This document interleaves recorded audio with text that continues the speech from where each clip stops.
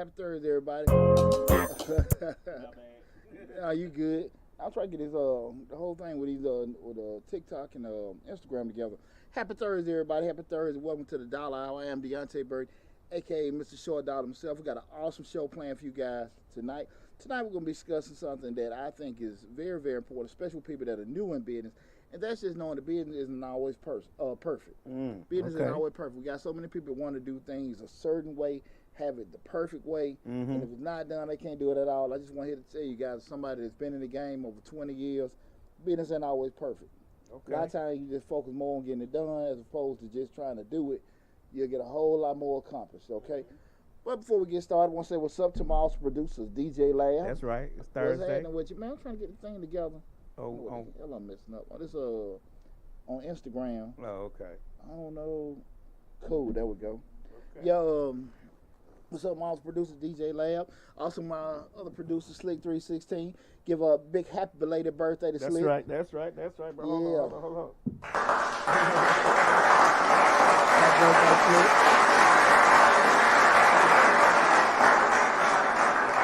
I missed the gathering. Your boy was working, but you know I was there in spirit. That's right.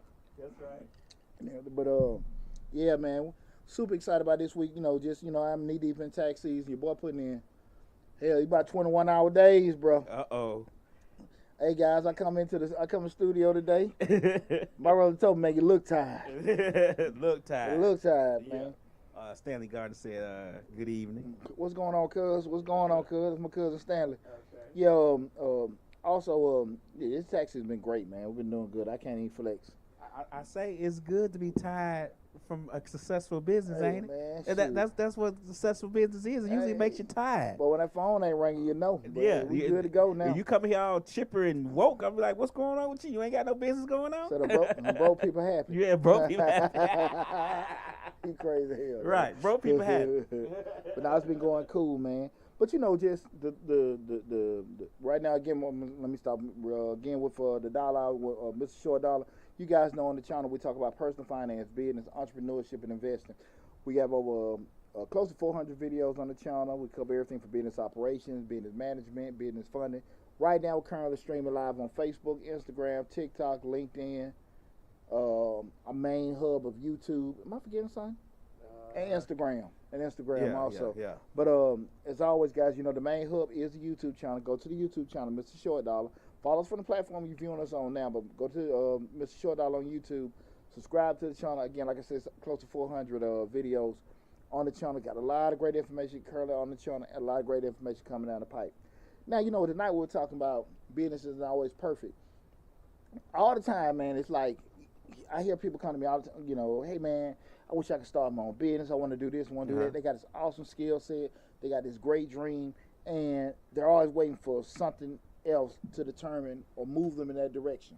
When my kids graduate, we almost through with the divorce. I gotta move. I gotta, damn near I gotta die. Something has to happen. A major turnaround has to happen. And it's always correlated again with something else creating that opportunity. And people don't understand things ain't gonna be that way. Why does it have to be perfect for you to start your business? And once you start your business, life still is gonna be imperfect. Right. So it's not gonna be that way. Okay. The key with being a savvy, long-lasting business person is not putting yourself in a position where everything's gonna be great. It's putting yourself in a position where you can be responsive, where you can rebound, where you can adjust, where you can pivot. That's what a business owner, because when you start, machines gonna break, people gonna quit, contracts gonna get lost, all kind of bad stuff. People get so enamored when they look at people that are being successful. I want to do that, man. You see right now, what's one of the major things going on right now? Come on, Larry, help me out. Current events. The war in Ukraine? No, locally. What's high? Gas. Come on, gas. Come on. It's one of those deals with me. It's like, I got to get it anyway, so ain't no sense in me crying about it. I got you. Follow me what I'm about to say. For the past 2 years, what industry has been booming? Transportation and trucking. Right. Everybody with the hot shot. Right. Everybody with the box cars. Everything like that. That's Everybody true. Ubering and all this other kind of stuff. Lifting and everything, right? Amazon box car There deliveries. There you have it. Doing that. Yeah. You got the ride shares going, Ubering, lifting, Instacart, and everything. Mhm. Woo! And now they got something called gas going up from $3 to $5 a gallon. Come on now. And so, what happens? Do you stop? Do you quit? Nate, Or do you pivot? You got to find a way to pivot. Right. You got to find a way to pivot. Now, again, unfortunately, I ain't no basketball player, and I ain't no Uber driver, so I can't really tell you how to pivot on that. But I'm just saying. You got to find a way. Exactly. But here's the key, though.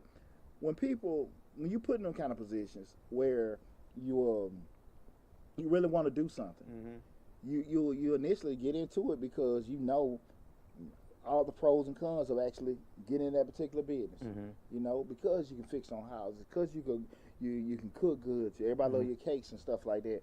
But you gotta always tell people, write down 10 to 15 reasons why you wouldn't do that business. Okay. Not to make you quit, not to make you not stop doing it, but to make you aware of the different pitfalls in that business. Okay. Right? Right. We talk about it all the time. Most people really don't want to be in business. They just want them a job, gonna pay them some more money. Right. They want more respect at their job. They don't want nobody fussing with them. What I hear all the time, well, you work for yourself, you can do what you want to do. Yeah, and I'm working up 2 or 3 in the morning too. Getting up at 7. When you sleep, Right. Or 5, right? Yeah, they gotta get up 5, get kids up, go to the gym. Man, no, you don't want these problems. Yeah. You don't want that. And so 20 hours a day, so you want to work 8 hours a week. It's 20 hours a day, so you don't have to work 8 hours a week. Right. Boy. Hey, not to work 40 hours a week. But you know the thing of it, Lab, is that when we start looking at these particular things, like, okay, I want to do this and I want to do that. What I want to talk about tonight is not creating barriers for yourself that will stop you from going next level with your business, or even getting started with a business. Okay. Far too often, we always make these imaginary barriers or stop signs for ourselves in life why we can't be successful, why we can't do certain things, right? Everybody got some reason. Everybody got some reason why they can't do it. And we use them for several reasons. To protect us, because nobody want to look bad. You know, man, what happened to your business, man? I thought you were doing this, doing that. Right. Oh, just you can't, you want to blame it on somebody else. Right. Blame it on Barack and Biden. And my people weren't supporting me. Yeah, my people weren't supporting me. Right. And a lot of times it's just, it could be you, not in a negative way, but just, it ain't your season right now. You weren't mentally prepared. I had some people reached out to me today in some services. They got a mattress store, and the guys, everybody know I had the video out about a week ago. If you have a multi-partner LLC or an S Corp, the deadline was March 15th. Also for your nonprofits, the deadline was March 15th. Right? And so they called today like, yeah, we need to get our taxes done, this, that, and that. I said, man, y'all done missed the deadline. They didn't know. And they were just, they knew in business and everything. They ready to get started. I was like, no, you got to get this done, get that done. One person initiate getting the filing, but I'm like, no, you have to file the business and then take those K-1s and distribution forms to your personal return. They didn't know. Oh, okay. Oh, man, they going, a lot more than they expect. Listen, relax. Okay. Relax. This is your first year. Right. We're doing it and everything. Just we'll send you in the right direction. But a lot of times people panic and don't realize like how much stuff they don't know. Business is funny. Business is funny. And I always say if it was so easy for everybody to do, everybody be in business. Everybody be in business. And I always get excited when people post, I got my LLC, I want to do this, that, and they're like, okay, cool. But they don't never want to come to a person like me. You caught too much. Yeah, I caught too much. You won't. Why I'm gonna come to you when my cousin Gloria, she do the same thing you do, and she gonna give me the family discount. Gloria don't do what I do. Well, the thing of it is, you want the crazy part is that you want to be in a situation you can make you $10,000, $20,000, $40,000, $50,000 in a couple months, but you don't want to spend a couple $100s to get the game. And I always share with people, When I start making money, we talking about over 6 figures, start making money, I start paying for it. Right. I start sitting in them $2,000 seminars for 2 days. Mm-hmm. I start paying for those $2,000 or $3,000 mastermind groups, Mm-hmm. and that's when my money changed. Okay. When I was sitting there just going on YouTube, which is free, and it helped. Right. It helped. When we start making money, I had to start paying for the game. You gotta step outside that. I had to step outside the box. I had to step outside the purse. Open that chain purse up. Right. Open that chain, Jangalang. Do you think a lot of times people don't realize the extent of making or what it takes to make a successful business? Like a lot of times we all talk about, people don't see the process, the hills and valleys. They only see the finish line, and a lot of times they don't take into account the hills and valleys that may come with. There may be a lot of valleys. It may not even be a lot of hills in the first few years. You may be in the valley the whole time looking up to the hill. Yeah. And people are not mentally or physically prepared for that climb. Now, most folks are not realistic. I always say if you can make that 3rd year in business, that first year is kind of cool because it's exciting. You got your first year. Second year kind of funny because you kind of have some setbacks and things like that. But that 3rd year, you'll see things go next level. But people just ain't patient like that. People ain't patient like that. I always say, get you some mentors, go to some groups to get some kind of moral support and everything, and try to be as prepared as possible for all the bad stuff. If you do that and you're happy, you'll be cool. I always share with people the reason. My biggest thing to make more money. I made a video about that a couple weeks ago. Go to Miss Short on YouTube, and the video is titled "Do This to Make More Money." Focus on making yourself happy. When I came out of the divorce, I didn't really. What I did, I closed the salon. I did all the stuff that kind of was like a hindrance to me. Then like the salon, got it backed away from the mother stuff. Like, okay, really, I'm just gonna focus on tax business, YouTube channel, just be happy. Right. And when I focused on being happy, the byproduct was the money. Okay. I look up like, okay, all right, boy. That change first get a little fat. Yeah, you pick it up a little bit. So, and that's one of the biggest things. Focus on being happy. But right now we're talking tonight about business and always got to be perfect. I think a lot of times people don't realize especially you got people that are perfectionists. I want it to be this way, and I was just doing some reading earlier, and it was like perfectionists usually have a difficult time in business. Not because they don't do a good job, but they really create so many setbacks and stalls where everything got to be perfect. And that's what I want to talk about tonight in regards to that. I'm going to move my little, I'm going to red over here. Lad them through some smooth, sweet stuff tonight. Right. keep you balanced. Yes, sir. But, that whole point of just being, it got to be right. It's got to be this way. It's got to be that way. And I want to talk to that because you have so many people that, again, they've created this giant roadblock because they can't understand that, hey, look, you can't make everything the way you want it to be. Life ain't like that. Right? I wish it was. Your marriage, your children, your job. You're always going to have something that is going to change. You just got to be able to adjust. If those things in your life are like that, why wouldn't the things in your business not be like that? So I want to have a good discussion tonight. So listen, guys, if y'all watching this right now, I know I'm late with this. Please, if you're watching the video, regardless of what platform you're watching, make sure you like the video right now. And also, make sure you follow us on the particular platform that you are looking at. And also go to the YouTube channel, Mr. Short Dollar, and subscribe to it as well. When you start looking at in regards to just people wanting everything the right way, just being a perfectionist, right? And you start looking at yourself, and what we all talk about doing that self-awareness, self-evaluation. Yeah. Knowing, okay, are you a perfectionist? 3 key things I look at to kind of make yourself. Now I want to say this. There's nothing wrong with being a perfectionist, but there is something wrong with creating these stalls and setbacks and roadblocks for yourself. They're going to be hindering you going forward. Okay? And that I think that happens a lot with people because it's one thing to go to your job and you can tell people what to do and everything's kind of synchronized. This coming in, we're doing this. These people coming in, we're doing that. When you're in business for yourself, you pretty much pulling out the puppet strings. Okay. Sometimes people buying from me, sometimes they ain't. Sometimes that phone ringing, sometimes it ain't. Not. You know, sometimes you're overwhelmed, sometimes you're sitting there like, hello. Checking the phone, make sure. Hey, Lab, call my office, man. Call my office. What wrong? Now, just call it. Try to make sure the phone working. Right. That's one of those. Those some of those setbacks you deal with. That's them valleys. That me before tax season. Damn.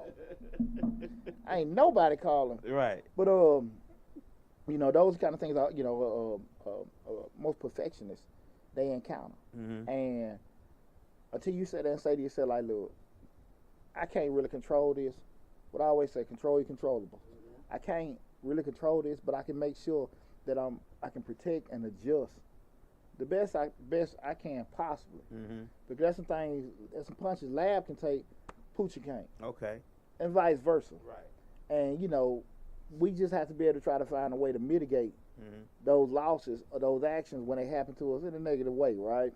So 3 things I want to kind of want you to just do self-awareness with yourself to see if you're a perfectionist. And the first thing is you're a control freak. Do you know how to delegate and let stuff go? Can you sit there and say, hey, look, Lab won't let you run this and all that kind of stuff? Can you do that? We ought to have them people that micromanage. You know, you told me to do it now. You know, I'm guilty of that one because I'm like, they ain't gonna do it the way I want it done. See, that's the thing. I want it done this way. It's a particular way that it's got to be done, and if it's not done that way, it just won't look right. That's me. And to that point, like I said, we're gonna circle back on that now. Okay, we start saying that you're a control freak. A lot of times you can't prioritize anything because the stuff that's unimportant. You so focused on being in control, things that you probably can send out to somebody else. You stuck on that. And I always tell any business owner, you cannot get caught up doing $8, $9, $10 an hour jobs.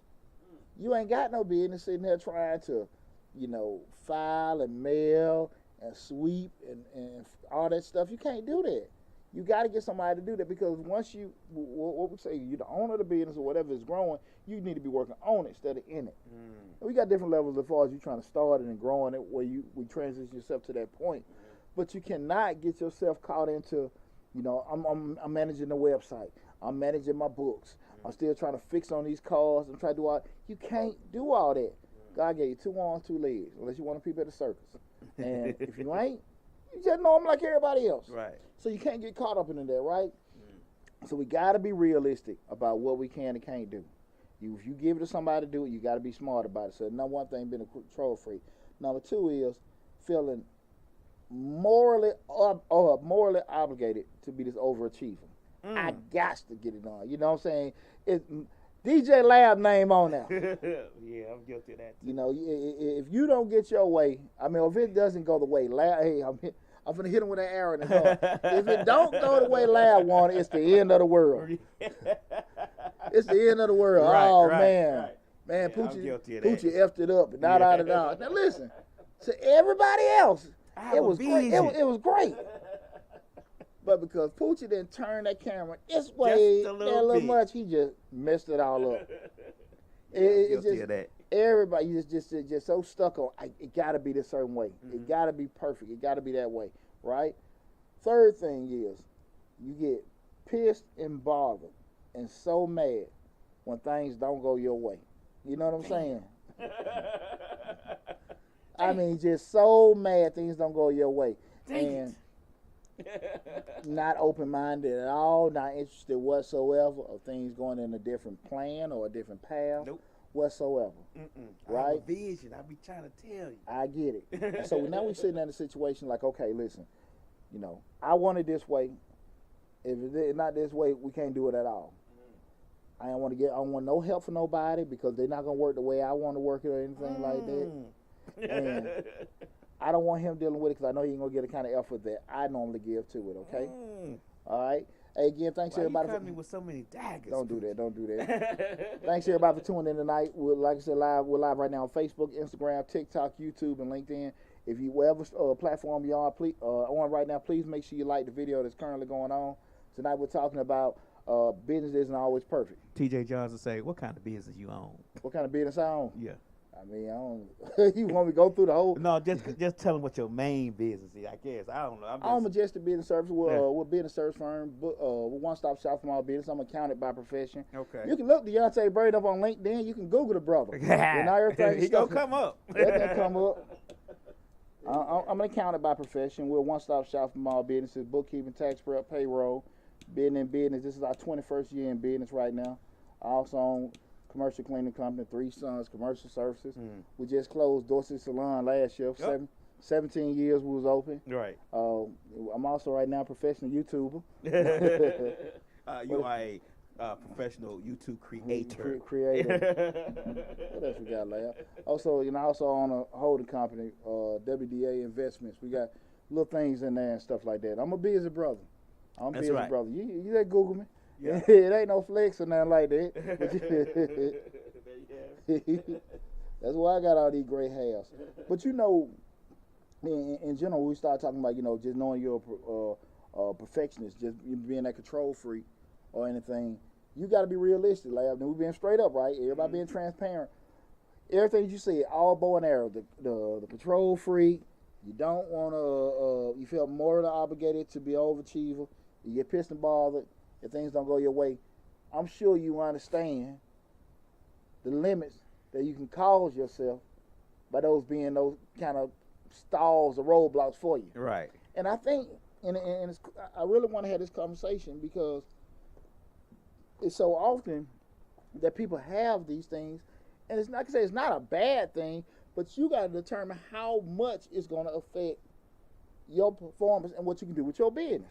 Okay, let me tell you, as a person who is guilty of all those things, it's not necessarily that me personally, are thinking about, we don't think about how it can affect the business in a negative light. We think about how it can affect the business positively. Because Absolutely. if I have a vision of what I want the business to be and how successful I want it to be, then no one can really see my vision. So it's up to me. I'm obligated to make this happen the right way. You get what I'm saying? Yeah, absolutely. Even though it may not be the right way, even though I may be hindering myself from certain things or slowing down processes, which I am very guilty of. Got you. But I also have a vision of what I think can be, how successful I can be. And of course, when you don't necessarily have things go your way because you have a vision of it prior to it happening, yeah, it makes you mad, it makes you upset, and that's just how it goes. But to be honest, most of us perfectionists, we don't see the negative in it. We always see the positive because we don't want to put out a inferior product. You get what I'm saying? We don't want to necessarily put out a product that's not up to par with our standards or with what we think everyone else's standards is. So that's what makes us guilty of all those things. Gotcha. Okay. But in Lab's defense and anybody else, I will say this too. A lot of times, and we don't talk about this enough, because we can say the easiest thing for me to sit here and run my mouth and just say it's something wrong or we can fix it, do that. But we gotta be realistic. Why do people a lot of times, get into them type of things? It may be personal pride. We'll go into 2 different kinds of perfectionists in a second. But a lot of times that stuff is like defense mechanisms. We done got burned before. Somebody done let you down, let your guard down. You go into business with this particular guy, y'all partners. I was just having a conversation about in regards to this earlier. You can sit down with somebody and they're like, hey man, we can do this together. You got experience, I got money, we can do this and all these, it sounds great on the onset. But what happens with just a partnership? People get sick, people move, people go through divorce. I thought about myself with going through a divorce and all that kind of stuff that happened to me. That man, if I had an obligation with somebody else, man, it could have been catastrophic for them because a lot of time I really couldn't do nothing. And I can imagine if I was on the hook and another person that had an obligation to our business or commitment to our business, they couldn't do it because of something else. They got sick. They had to move and all that kind of stuff. Let me say one thing real quick. Talk to me. JaVale Bennett, we'll come back around to your question at the end. She has a question about business, and it don't really pertain to this. So we'll come back around to it on YouTube at the end. Cool. Hey, quick housekeeping thing. Like tonight, we're talking about business is always perfect. I tell you guys what I do at the end of all my shows. I open the floor up. I open the floor up to ask any question that you may have concerning business, grants, operations. Once we get through with the show, if it's outside of what we're talking about, I open the floor up, and I promise you, I will answer all your questions. I go through and do that. So if it's not on the top, I appreciate everybody tuning in. I want you to stay on. But if it's not on the top, we won't do it. But I promise you, at the end of the show, I will answer any question that you guys may have. I open the floor for anybody, okay? Okay. But again, man, like I say, a lot of times situational stuff puts you like that, with doing it. And it's tough. It's tough. Especially if you're not a person that is used to depending on other people. It can be challenging. I guess it's very challenging. Yeah, for me. I guess a lot of stuff that it probably a little easier for me. I'm former military. Okay. So it was kind of ingrained in us, indoctrinated to make sure that, leadership, delegating, grooming, and all that kind of stuff. So you have to. Right. You won't survive in the military trying to do everything. So people say you're giving out orders, but you're not giving out orders. You sitting there tasking these things out because you still got this one goal or mission to make. Yeah, the mission. Exactly. You have to. And again, you just can't tell folks what to do. You got to tell them the right way to do it. But it's kind of ingrained in you. You groom from when you're a private all the way you sergeant. How to do that kind of stuff. So it's a little easier for me, and also probably a little easier for me to develop because I was taught. I'm not naturally able to do that, but I was taught how to actually, plan and develop and actually explain to people how things get done and stuff. So that was one of the biggest things I did learn from the military. But I do understand why a person may be a little bit abrasive to open things up with a person because, it's just like typing, been in 20 years. Have I had people over the years do the wrong thing in my tax business? Absolutely. Right. Have I had people do the wrong things with the cleaning business? Absolutely.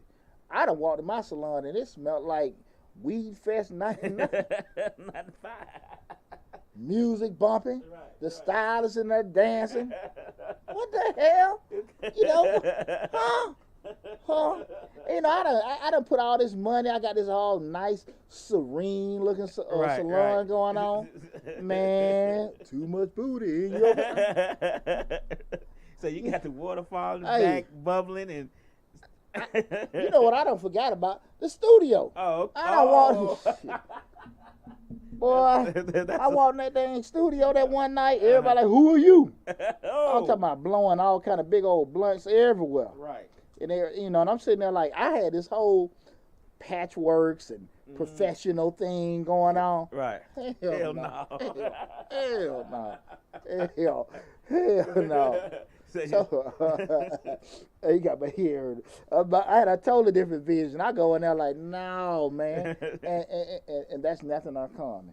What we have planned for our business, and what transcends, totally be different. And it's a difference when we talk about those 3 levels of entrepreneurship. When you start sticking yourself out there, well, you're in that second level and that third level, you're getting leases, and you got certain things out there. You done purchase things that it's really dependent on other people doing the right thing. You're not getting burned. It's scary. It's scary. So like I said, a lot of this stuff is really you quote unquote trying to protect yourself. You got a trucking company. You done got these contracts, you got these loads and stuff like that.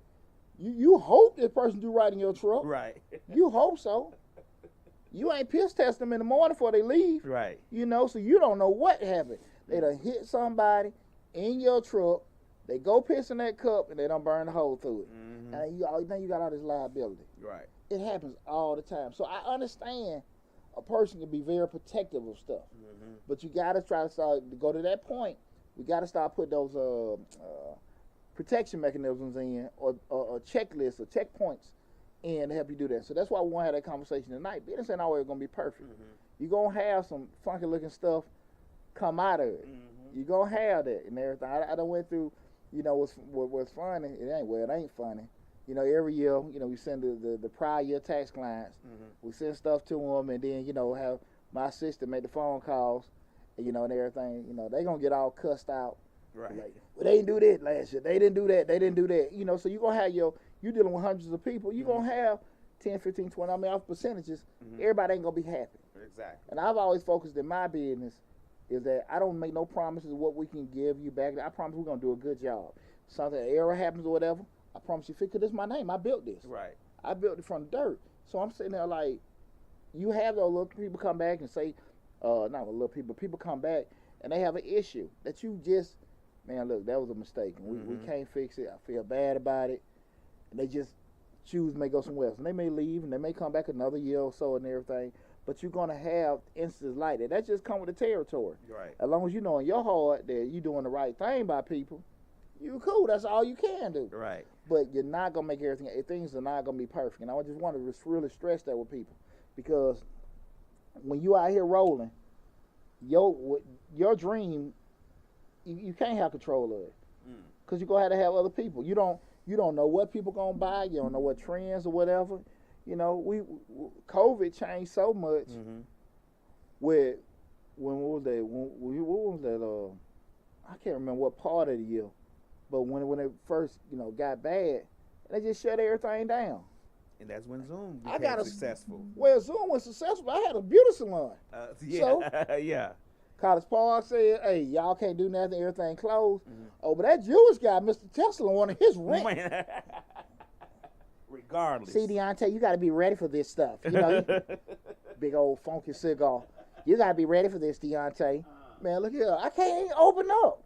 He want his rent. I mean, it was just crazy, man. Right. Crazy. Well, hey, shout out to anybody that made it through COVID. You can make it through COVID. You can do anything. But those are the kind of things that come up. You have what you want. And I just want to be straight up with people. What you want and what really is going to happen can be two different things. As long as you can sit here and do proper planning. That's why I stress planning so much, guys. Write it down on paper. Write it down. If it ain't written, it ain't nothing but a dream. If it ain't written down, I'm telling you, because you sitting there trying to shoot from your hip, and you ain't wrote down, okay, man, these are costs I can incur. These are particular pitfalls. These are actual zoning restrictions and stuff. People don't do that because they don't want what? They don't really want to be accountable. The easiest thing for me to say, I didn't know or I forgot. But that's one of the biggest things you learn in the military. Ain't no excuse for ignorance. Right. So it behooves you to find out as much as you can up front about something. That's the thing about it. Why you didn't look? Why you didn't check? Huh? Yeah. Google University, YouTube University. You got access to all this information. Don't trip about mistakes, y'all. Don't trip about things. One of the key things about a successful entrepreneur, and Barbara Cochran, I heard her say that about 10 years ago. It always stuck to me. She said it's not really the person that works the hardest in business. It's the person that rebounds the quickest from failure. That's the thing about it. Because she said, I have plenty of people, Barbara Cochran from Shark Tank. Right. And like she said she had a lot of people that work very hard. Her hardest workers gonna make the most money. They're not most successful. But the people that had setbacks, that their pain was just as intense as the other person. But one person, when they have a failure or something like that, they can't get out of bed in the morning. They just like, man, they down, they depressed, nothing happened. And then the other person, they might be shocked and down for maybe a day or so, if that, back at the lab. And they use that as a learning moment, a learning experience. Not it was at the end of the world. And that's one of the biggest, I think, traits that you can't get educated on that. You can't get training on that. That's something in you. That's how you rebound from failure. That's ingrained in you. Absolutely. I'm telling you right now, there's some folks in these trucks right now, they just like, man, what am I going to do? You got to figure it out. You got to figure it out. The solution is there. Because at the end of the day, the transportation industry still is needed. I don't think a lot of people realize that you have to. I mean, you're gonna fail in business. I mean, I don't know. You tell me. You know a little bit more than me. I don't know any business that was successful from the gate. There's always pitfalls and like we say, hills and valleys. So you gotta, learn from those and move forward a little bit, because it's just gonna happen. Well, if you have a successful business from the gate, what are you gonna learn? You're not gonna learn anything. You gotta learn how to, pivot. You gotta learn how to, like Walmart, they got us checking all our stuff out now. You know, they say, well, we can't get people to work for $10, so we're going to make these folks buy this stuff and pay for and check their own self out. Man, come on now. Come on now. And we're going to cut staff in the process. And we're gonna have 27 cash registers with one open. Man, I'm telling you. What's up? I see my sister, Camille. What's up a little bit? My sister done tuned in. I ain't seen my mama came in tonight. Yeah, your mama in there. Oh, my mama in there. Hey, mama. I think Slick said hey, too. Oh, okay. What's up, mama? Mama? In there. I'm sorry. Okay. My mama called me every week, asked me what show you going to be on. I'm going to try to get on now. Okay. Every week. Appreciate everybody tuning in. JaVale Bennett say, is that a whiskey or brandy in that glass? Nah, this. That's a little amaretto. This little amaretto. You know. Just so you guys know, I'm a Scotch lover. Last week we had whiskey. We had some Woodford. I had that Woodford in here. Reserve last week. Yeah. I try to stay warm up in here. Try to stay warm. But man, I about to lose my train of thought. Dang, Lab got to think about my liquor. Forgot about what the hell I was talking about. You know, theoretically though, man, I think the more you can put yourself in a position where you comfortable with dealing with stress, you'll be okay.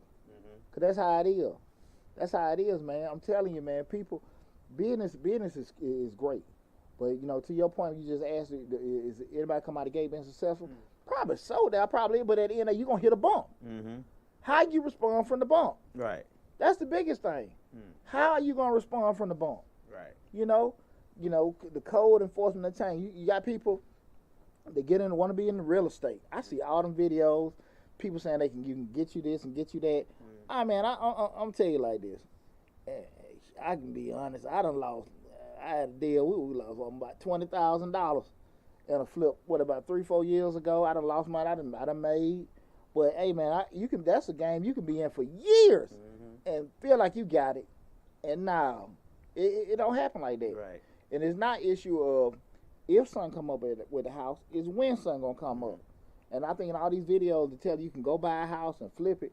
They don't tell you about code enforcement. You got to get these particular things done. You got to have, zoning, man, all kind of BS that experience will teach you that you're not going to find out in no little 2 or 3 minute video. Right. And Ivy Green says the biggest hurdle was failure, and that now I understand it's okay to fail, that things will happen. Yeah. No, awesome point. You don't have to be perfect. Things will happen. So the Ivy Green. Yeah. Hey, that's an awesome point, Ivy. And I appreciate you tuning in. If you transition where you start, it's all about the vantage points you want to give with failures. And if you start looking at failures as teaching moments, and at the end of the day, the more you learn, the less you can lessen the impact of that quote unquote failure. But if you learn that being a teaching moment, you'll be okay. Because we always talk about, we start talking about, certain going to get educated on something or getting somebody. At the end of the day, you're going to pay for some kind of education, either through your money spent or somebody that went to school for it. One way or the other. It's going to get spent regardless. Right. You determine that, when you want to go on Google, you want to pay for these a legalized contract that attorney done drafted, get sued. Try to sue somebody. And take that Google contract to court with all them damn loopholes in it. You'll see how far you get with that. Been there, done that. JaVale Bennett said she would rather have sustainable success than instant success, because failure is the greatest teacher. And I'm sorry, I have to look over at the computer screen and see your comments. So. Yeah. Lab can read, y'all. Yeah, I can read. Trust me, I can read. I'm doing 4 or 5 things at once. Lab's super multitasking. I'm here to attest for that. He can read, y'all. He's just super multitasking. My man is on point. Nah, but even with and that's a great point. You have sustainable success, instant success. You don't know how it's gonna come. Right. But experience will teach you. Look, I'm in this for the long haul. Instead of just having that one quick peek. You can see it be gradually going up and stuff like that. And I think that until you go through it, you're really not going to understand that fully. You know what I mean? You're not really gonna understand that fully because we get into business a lot of times because the pros are being in business, want to make more money, ain't got to answer to nobody, those particular things, and not necessarily always give thought to the pitfalls, slow times, laws, vendor prices, and all that stuff kind of changing or whatever. Those kind of things you really don't give a lot of thought to unless you season, and those kind of things can have a severe impact on you, on your business. And depending on how you got everything set up or where you're as far as a business person, I'm just talking about your maturity level as a business person, it can go into your health, it can affect your family, it can do all kind of stuff that you weren't thinking about, relationships, friends, and all that kind of stuff. Look how many friendships are ruined behind business. Right. Look how many families are destroyed behind business. Look how many people got all kind of health issues behind being stressed out and stuff like that with business. I'm all going to it for that. Right. Nobody. Who the hell going to it for that? Right. Huh? Right. You be saying something, you ain't seen a brother in years, and boy, what's going on? He got a cane, he bent over. Boy, you still got a car dealership? Yeah, man, we ticking. And he look effed up. Like, what the hell? Man, did one of the cars hit you? No, man, it's just, I'm just going day by day. And the sad part, they don't even be realizing they looking like that. Right. But that can happen to you, man. You go into it, like I said, again, you have the right thought process and everything. But again, if you're stressing about the wrong things that happen and not focusing on being able to learn and adjust, those kind of things can happen to you real quick, guys, real quick. And I want to say this, guys, just from my experience, I don't think there's a real direct correlation between being a perfectionist and being a success. I think you can have high standards about things, a la Chick-fil-A, but things happen. You know what I'm saying? Things gonna happen. Do you think that pitfalls and valleys and all those things help you appreciate the business more once it does become successful? Do you appreciate that much more, because you were able to make it out of those valleys, and you were able to get over those hurdles that weren't necessarily that was in your way? I think you appreciate the business more, but I think most importantly, you feel very proud of yourself that you didn't quit. And I think a lot of times people, when they get into business, and I've been guilty of this myself, don't take enough time to reflect and be proud of ourselves, because you be like, okay, I made it through that, let me go to that. Then start like, dang, boy, hey, you done did a lot. You done came a long way from being on WAOK and doing free stuff and starting in your kitchen and doing taxes. You done came a long way. And a lot of times, when you in it, you just like, boom, I got that fixed. Let me move to that. I got that fixed. I got that fixed. And just don't pump the brakes and be like, hey, let me enjoy some of this money. Let me sit back and do that. Now, I ain't got no problem doing it now. Yeah. But I'm just saying, like, it is easy to get so caught into forgetting why you did it and not being happy and just being so focused on this got to be straight, this got to be this got to be that, and you get that tunnel vision. And again, like I said, I can't sit here and say there's a direct correlation between being super focused and killing yourself and success. It may or may not happen. But I say, with my personal experience, by focusing on being happy and having fun, the byproduct was money. Right. It's success, the money, fun, and all that came with that. Now, did that mean I ain't had no bad days? Absolutely. But at the end of the day, you look at it like that's just part of the territory. Right. I think people, and this is just me, you tell me what you think. I think a lot of people think that, you can't sleep, you can't rest, you can't relax, your business won't be successful. They have this illusion that, success don't sleep. You got to be up 24 hours a day to make stuff successful. And really, that's not really, for one, it's not physically possible. And for two, you don't necessarily think or respond as good to things when you're tired. I seen the video of Steve Harvey was talking to some people, and he's a great motivational speaker. So you ain't, they be, the ones that's so great, you don't know if they're lying or making up stuff or whatever. Right. But he said something in regards to you can't get no sleep, you can't get no rest. And here's the deal with one thing with that. If you ain't getting no sleep, and you ain't getting no rest. Now you do it. You have to make some sacrifices. Right. Your time, your money, some things you might give up with, quality of life, family, and all that. I will agree with that because you're gonna have to nurture it at a certain point to do it. But you're gonna have to be realistic about what you can and can't do in life and the impact that your non-involvement in some of your personal stuff can have and everything. But and that's very difficult with being an entrepreneur, finding that happy medium. But you're gonna have to find it. Because they don't take number one, when you're in business, they don't take the, a cold, incident, some kind of change, and the things COVID. that you, COVID, what we just went through. Yeah, and the things that you quote unquote have in your life for free, your family, your health, and things like that, they in jeopardy, and you realize that how easy is those kind of, you can get the money back, but you can't get your health back, you can't get your family back. You can't get your mental state and all that kind of stuff. So you have to kind of make sure, as difficult as it is, that's why it ain't meant for everybody. It ain't meant for everybody. As difficult it is, you got to be able to kind of keep that little happy medium. Because a lot of times, the people that are close to you can't handle the stuff that you can handle. They can't necessarily handle your absence. They can't necessarily handle, you stressing about certain things or whatever. Because it takes experience to be able to cut that light off. You can hear all these speeches where people tell you, leave that at work, don't do this, don't do that, and stuff like that. But you got to experience it, to do that. Because how can you, if you got a lease, you got utilities, you got debt, and all this stuff tied to a business, how the hell can you not cut it out? You know what I mean? Just, how can you not? I mean, I'm sorry, not cut it out, but just not be able to keep it on when you go in the house. How would you cut it off? Yeah. Right. And that's it take a while. And and again, like, do I stress about stuff now that I did 20 years ago? Absolutely not. But I had to learn. Right. I had to learn and stuff like that. And I know personally some of my stuff with my family, health and all that kind of stuff suffered because of that. But you gotta learn through that experience.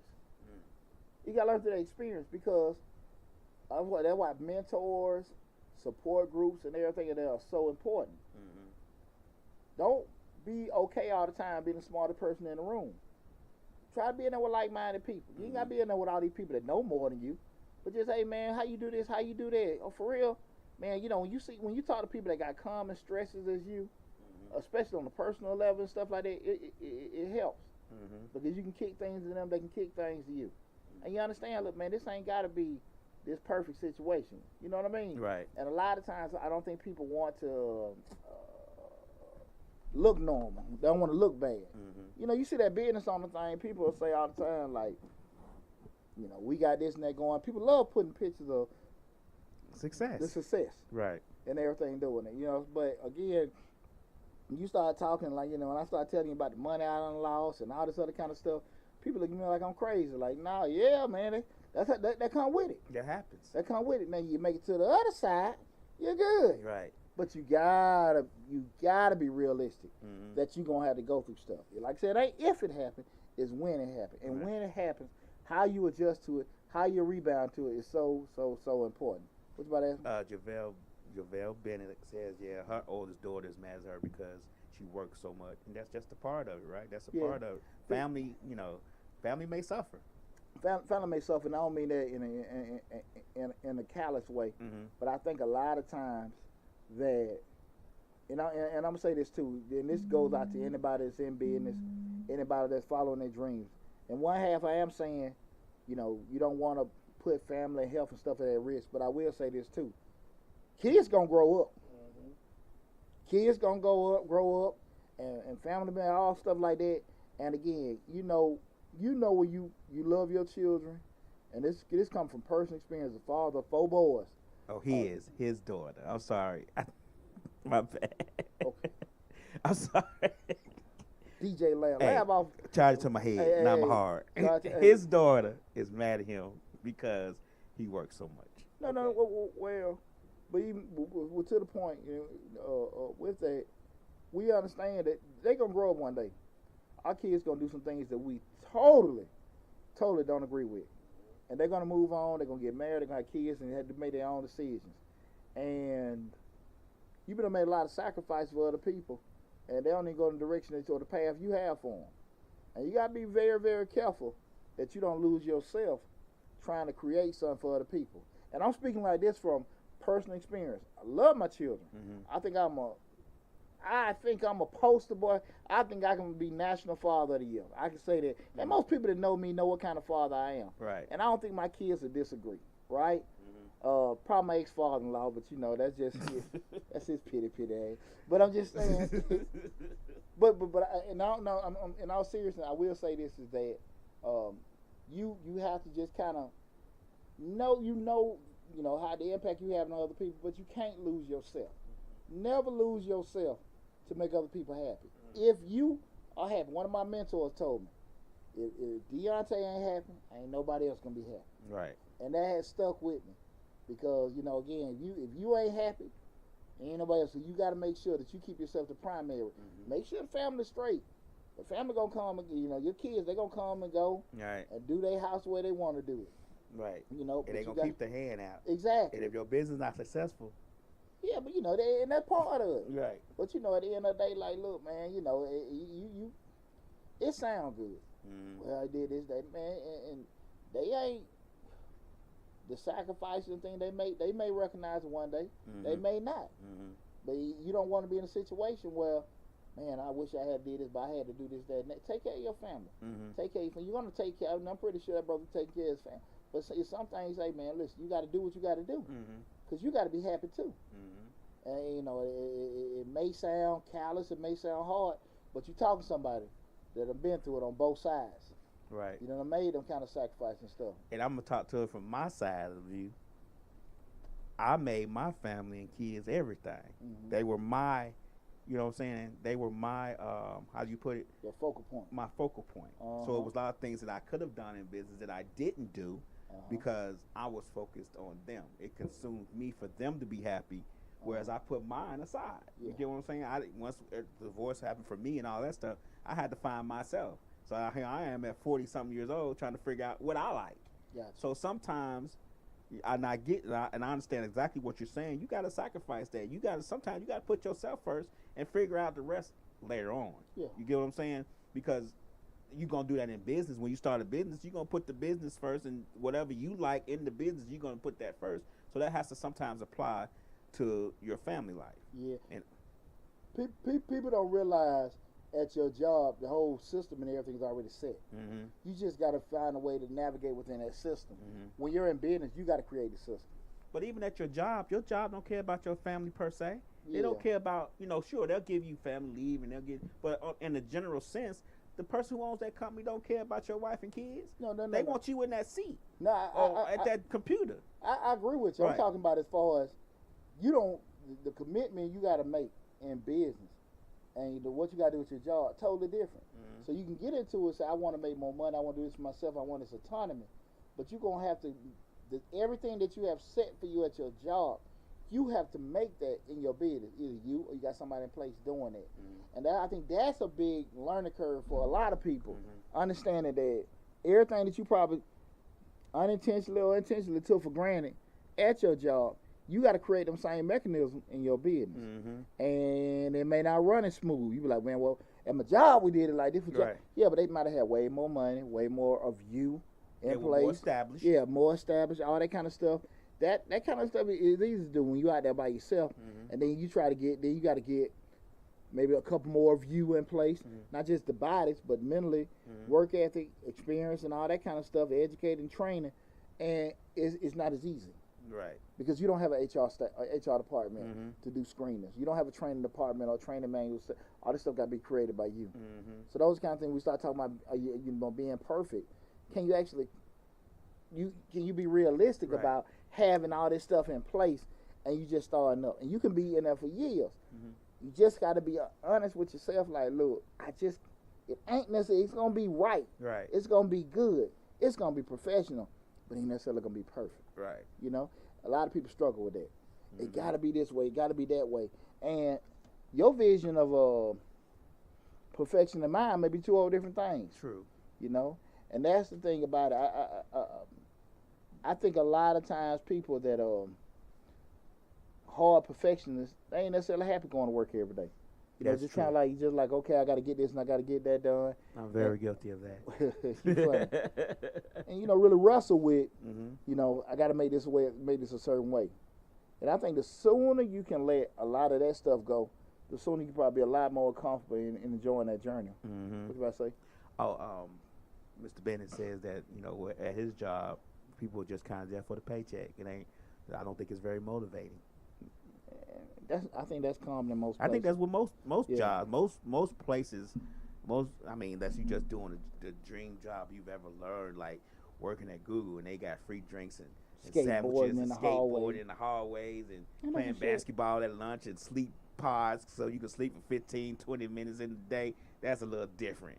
It's kind of hard to be, you know, just there for that paycheck, and they paychecks be good. So that's funny though, because you know, when I was in grad school, that was one of the biggest things people was talking about. That was one of the biggest things, and you know, especially when coming out of Silicon Valley, how so many businesses were big on innovation and free thinking and quality of life, and there was just like a big wrestle with your, you know, traditional bureaucratic businesses and stuff like that.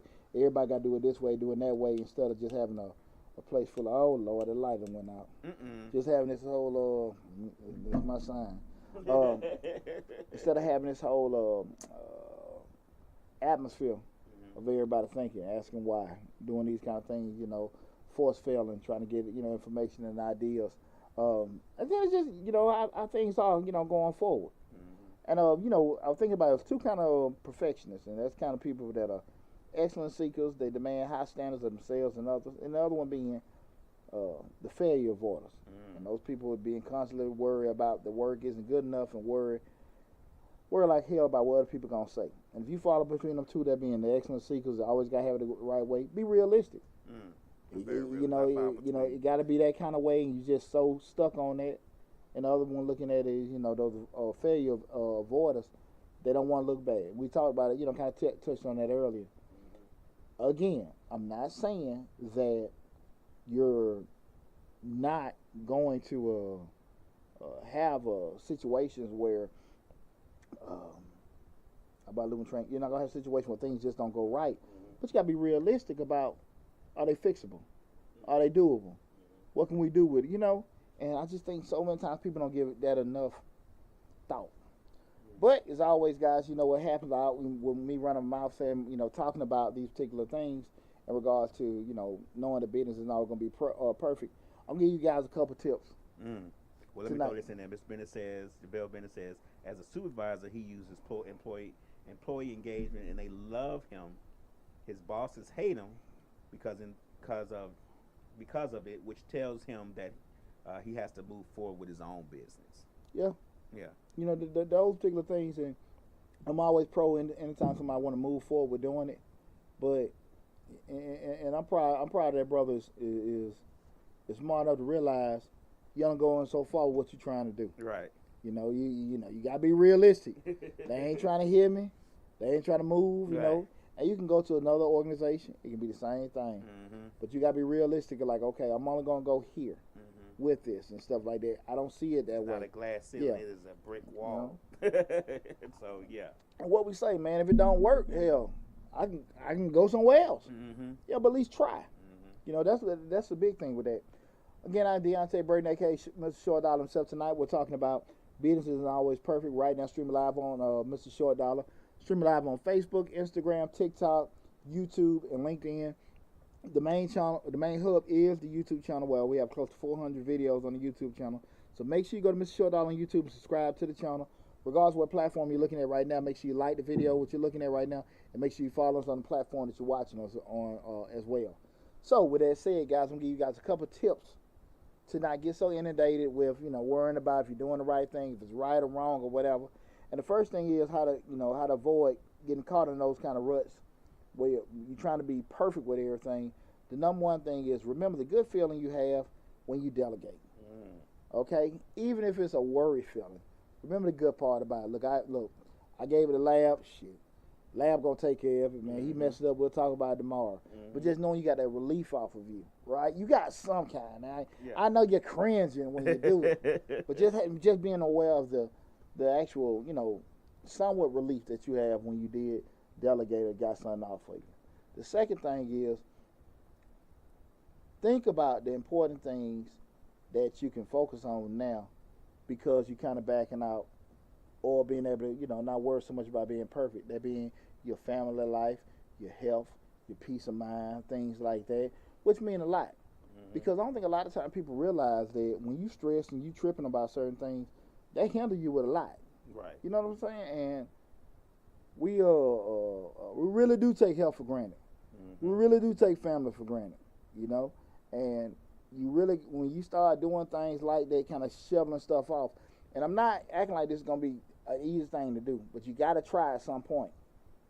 You have a different appreciation for those things that, hey, you have been missing out on. Like I said, the things that are free to us in life, we probably not intentionally, we do take advantage, take it for granted rather. That's true. Because we figure it's always gonna be there. We always say free is never appreciated. There you go. And lastly is, I want you guys to seriously think over whether your everyday habits are really worth stressing over. Those things you're doing every day to make sure it's perfect, is it really worth stressing over? And look at everything individually. That particular thing that you're going over every day, got to make sure this done, got to make sure this, that, and if it's a little bit late, will it be the end of the world? If it's not, if a little hit here and there, is anybody going to get fired or laid off or whatever? Right. Just understand, guys, y'all know my saying, I was telling you guys, we don't need a major and a minor. That's right. That's right. We don't need a major and a minor. We don't need to sit here and have a stroke about stuff we can't control. So just make sure at the end of the day, guys, I want you guys to be successful in business. I want you guys to be successful and happy in life. But you got to be realistic what you can and can't do. That's what we talked about tonight about self-awareness, knowing what kind of person you are, knowing, your habits, the good or bad or whatever. But also being realistic about what you're trying to do, how you can realistically lay it out by your time, your time capacity, your mental capacity, your experience capacity. Everybody can't do everything. Like I said earlier, that's some things Lab can do and handle. I can't, and vice versa. The task is on me is find people to help mitigate my shortcomings to help me be successful. That's right. I don't have time to be trying to do the things the Lab a wizard on the board. Y'all want to see that whole board blow up? Put me behind. So they put you behind. It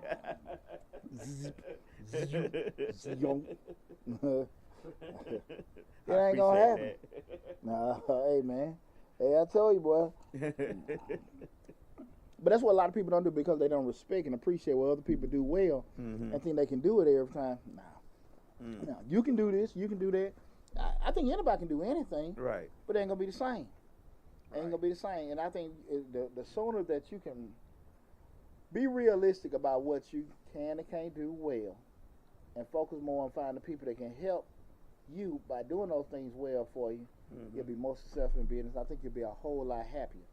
I hope you guys enjoyed the show tonight. Again, I'm Deonte Burden. It's been $1 out tonight. We talked about business isn't always perfect. So right now I want to open the floor up. Anybody got any questions that are business related? We're going to go with Mr. JaVale's question first. Mr. Ben's question first. His question when he initially came on was that he's struggling with the new age internet business aspect. He wants to learn but don't have the money as collateral to learn how to get it there. Do you have any direction, or are you looking for a protege to pass the torch? He's listening. Protege? Yeah. As far as what, the internet-based business? Yeah, like, I guess being a YouTube creator like you are. Do you have any, like, he says he uses Fiverr, but gets a lot of crickets from that. He's applied for numerous grants. He uses Fiverr, but he hears crickets from it, so it's frustrating for him. Well, and I understand the frustration, but you got to be realistic. If you look at business and try to build something, as the same aspect, you're looking for a job, you're going to put in 50 applications, maybe get 10 calls, 3 interviews, 1 offer, maybe 2, you know. And if you look at it from that perspective, that's how it goes. We talk about, man, we went 3 years, we weren't making no money on the YouTube channel. That's right. And at the end of the day, we just didn't quit. And it's just kind of like that little skimming process. Right. But it goes back to, at the end of the day, we focus 150% with the channel on helping people. Mm-hmm. The byproduct is the money. Mm-hmm. And when you focus on the product and you're happy with doing it, everything will come. Yeah, Well, I'm gonna throw something in there for him. As a person who creates a lot of shows weekly, for internet-based, YouTube and stuff, there's really no set formula. There's really no set formula. You have people who do it live. You have people who do it pre-recorded and put it on. There's just, I mean, you don't know. People love mess, but a lot of times it's just a matter of just continuing on, because like on our channel, our Roku station and all this, Roku, YouTube, even on your channel, we have hundreds and hundreds of videos, and most of the videos are over an hour. But sometimes one video hits and the other one doesn't. It's just a matter of just keep pushing through. I mean, I know all you hear about is the YouTube successes. They making $1 million a year or $100,000 a month doing these things, but there's not a set formula to make those kind of things happen. It kind of just happens. You look at a Kevin Samuels, the Jake Pauls and stuff, 7, 8 years in the game. Mm-hmm.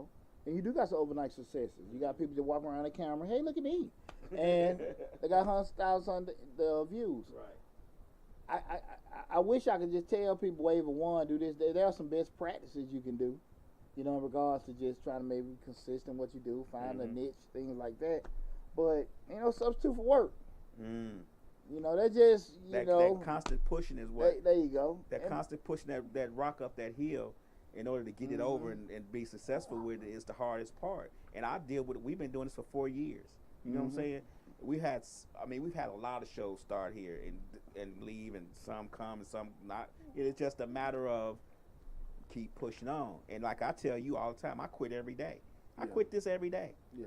I quit it every day. I'm done with this today. But tomorrow I get up and do another show, or tomorrow I do another interview, or I put somebody's music on our radio station, or we do an interview on our Roku station. So it's just a matter of trying to figure it out, because I'm changing stuff every day.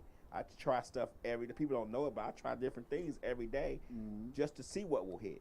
Yeah. So it's not a formula. It's not a wrote down recipe for success, and especially in the internet based business. It's just not. Ivy Green says that they're struggling with finding vendors in the beauty industry that will do business with someone that doesn't have a brick and mortar. What other recommendations would you give? If you got beauty with find a niche. Find a niche. We got a wig company, me and PJ launching next month.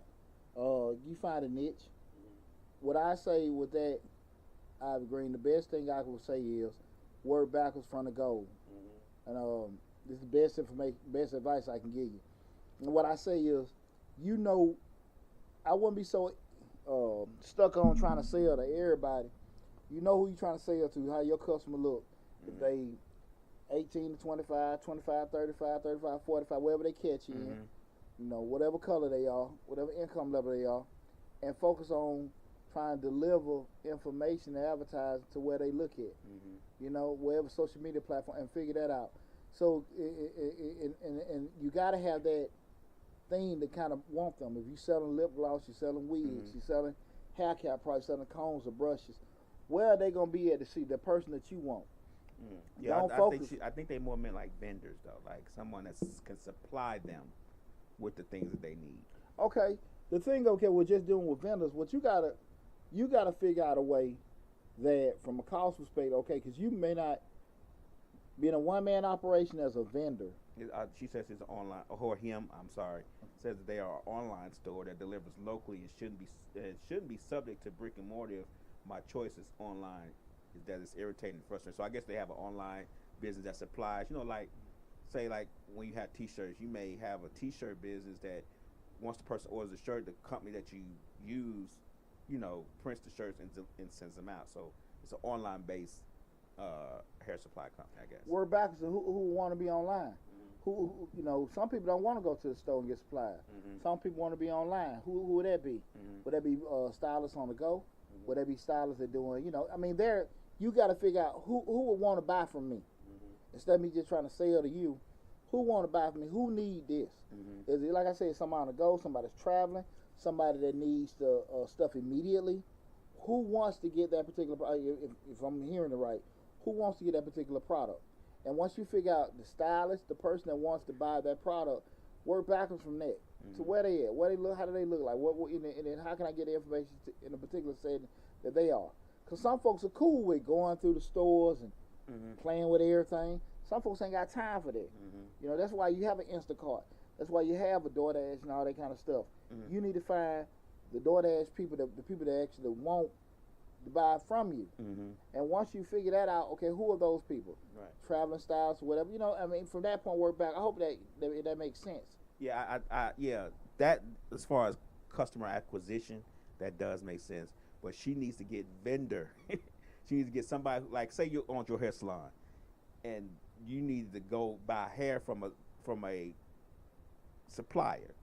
I think that's what she's more means. She needs a supplier. She needs to figure out a way to get a supplier who wants to do business with an online store. The issue gonna come up with that. You're gonna have to just do a little homework with the vendors. I actually did this for some clients a couple years ago with salons and stuff, and to be in the form of salon on. I think you're gonna have to find some people that may have brick and mortar, whatever, and y'all had to partner together with your orders. One of the biggest drawbacks, especially with black businesses, anything outside of Asian and the actual beauty supply business, because it's not that many of them, they can't order in bulk like a lot of them Asian stores is, so they can't get the prices. So the Asian store selling grease for $1.50. The black-owned beauty supply store might got to sell it for $2 because they couldn't get 10,000 cups of grease. But what happening is those other places are partnering together, and they're ordering 30,000 a piece because it's 5 of them. So I say that do your homework, maybe find some other people that maybe a brick and mortar that may be doing online sales. And you guys partner together to go to some of these vendors and you making a sweeter order, because I think that sounds because the money ain't gonna be. You gotta look at it like this: the vendor is not gonna be so quick to want to deal with the 2 or 3 pieces. And I'm not saying that's what they're doing, right? But I'm just saying that you got to make it right for them. So you got to actually go out there and find people. It's gonna be difficult to do that by yourself. That's why you don't see too many. I'm sorry. I mean, because I said that's why you don't see too many black-owned beauty supply, because a lot of times they're trying to order without trying to actually ordering at a cost that a lot of Asian stores get a lot cheaper because they're buying more at a time. But they're partnering together. And I don't care if you got to deal with, just say other people. I don't know where they're located at. If you're dealing with other suppliers in Atlanta, Georgia, Southeast region, y'all got to find some way where working makes sense. The way you buying in them numbers, where it can do that. You know. I think she may need to, or he. I'm sorry, I don't know. I think they may need to. They may need to think about this, just to creating a co-op in that area. Well, that's what I'm talking about. Find a bunch of maybe online stores together. I mean, we always say there's enough money out there for everybody. Find enough online stores, maybe a few brick and mortars, maybe 5 brick and mortars and 3 online stores. Y'all partner together, order the stuff together, and then the way the brick and mortar can say, well, the customer come and say, I ain't got time to come here all day. Oh, well, go to such and such online. They'll deliver it to you. The same products we got here, they got there. Because a lot of times, I don't see a lot of brick and mortar beauty supply stores online. I may be wrong, but I mean, when you look up something for beauty, it always sends you to Amazon.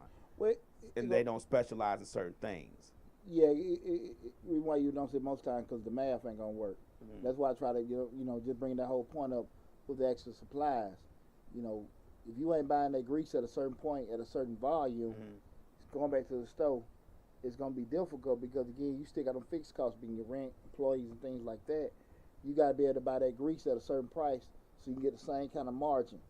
But if the Asian store is selling that grease for $1.50 and you selling it for $2.50, I mean, you know, everybody ain't got pride. That's why Walmart is able to tell you, as the person who has the product, what you can charge for it in their store. Because they have so many stores, they have so much volume that people actually come to their corporate office to get their stuff in the stores, and the person who make the products, I may be making widgets, and I say this widget is worth $30 a piece. And Walmart gonna say, nah, in our store it's worth $18.50. There you go. And you gotta go with that because the volume of the store, the volume of stores that they have, and the potential to, you may want $30, but at $18.50 you may make the same amount of money because of the volume of stores that they have. Or more money because you got more opportunity. Right, you know, right. doing it. I hope I answered that question. Is another one? Any more questions? No. He's. JaVale Bennett said we'll be to Ivy Green with getting your products to Sally's or Walmart be an option. That's difficult. Yeah, that's very difficult. Walmart is very difficult. That's difficult. I mean, you know, there's nothing wrong with having the online base, but I think the problem come up is what they were saying as far as getting the vendors, you know, and be able to supply your product. I mean, that's just what, especially if, you know, we're doing it, especially looking for suppliers and they trying to do that. You got to be able to get something at a realistic cost. Now, a person that's on the go, that's busy, they'll pay a little bit more because they want what? They want convenience. Convenience. So you just got to find a way to navigate with that. Take a little homework with doing it. But that'll be I think that co-op thing probably would be a good thing, man. Theoretically, but the flip side of it is you ain't got a lot of folks that gonna have the same kind of vision or order together. Exactly. Man, I'm telling you, I done looked into that before. That's why I'm not gonna say the whole truth about it, but you see why a lot of the black-owned beauty supply stores don't last too long. They have a very, very, very good experience with knowing the products, but business and partnering together, they don't do too well. Okay. So I'm just saying, this is out of personal experience. We're trying to initiate what you saying, like a co-op and stuff like that. Now they can't see it, but it doesn't. You can't compete with somebody selling something $1 less, 5 miles away from you. Right. You just can't. Right. Anybody on Facebook? No. Oh, no. Anybody had a question with that? Okay, cool. It's mostly YouTube asking questions today. Okay, cool. But yeah, Joe, I think Mr. Bennett is asking Miss Green questions, so they kind of answered each other on that. Yeah, I think a co-op would be good. Try to figure it out. See how many beauty supply businesses you have in the area, and how, you know, it's a lot of research with that. How far apart are they? How many miles are they? It's man, but it can be done. Korean hair supplies do it all the time. Laugh about it. That's a project I took on before. Oh, okay. That's why I say just the psychological aspect of it. Like you, just take out if we in Georgia, we got to meet in Columbus. If it's 5 of us, this weekend in Columbus, next weekend in Valdosta, next weekend Macon, but we ordering so much in bulk to do it. I mean, you got to find 4 or 5 people that's on the same page from a vision standpoint to get that, and that's what's extremely difficult. The theory of what you can do is one thing. Getting people that's actually wise and open-minded enough to do that, that's all. That damn near like magic, man. That's shit. That's it. Boy, you know we funny. We funny. We gotta have an our way or another way. Right. You know. Right. So everything good? Got any more questions? Are we good?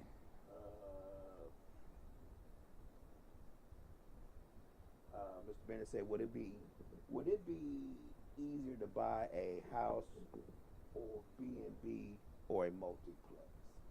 It just varies. Yeah. That's a. I guess it depends on the purpose, right? Yeah, the purpose, the place, that's not a and you know it all location, market. You know, I mean, there's so many questions with that. You know, just with that. I mean, you know, even just even things you can't control. I mean, zoning and whatever like that. Cause I mean, in my neighborhood you can't have Airbnbs. It's a covenant neighborhood, right? So you can't do it. So it just depends. You know, you don't know from a zoning standpoint what you're able to do. From a market standpoint, you know, you can have it. I will say this: anytime that you're looking to get anything real estate, wise or anything like that in that industry, make sure you probably get you some kind of savvy agent or something like that. Not necessarily to buy and sell for you, but actually give you some game, what you can and do in certain markets, what things is good. The couple $100 that you may pay that person for as a consultant be way better than the $1,000 you may lose in purchasing something that you can't even use for a particular idea you had originally. So I would say that, because what you think is going to be a good idea in a certain place may not even be feasible. So try to find somebody that can actually give you the right guidance. You know, getting an agent, hiring an architect or something like that that actually know the actual market laws and stuff like the zoning restrictions and things like that, or be versed with those particular things. And get somebody seasoned. Get somebody seasoned. Don't get your little cousins that got their license. Get somebody seasoned. They can get a proper game on what to do. That's it. Man, that was an awesome show. Well, listen, guys, I hope you guys enjoyed tonight's show. We talked about, being in business isn't perfect. Had a blast. I came here dragging. You guys got me energized. Love all you guys. Appreciate our love and support. Got some more great videos coming down the pipe. Make sure you share Mr. Short Dog with everybody next week. We'll be back with Change Your Lives. I forgot the subject of the show next week. But I hope you enjoyed everything, guys, okay? But listen, take care of yourself, guys. Love you all and be safe.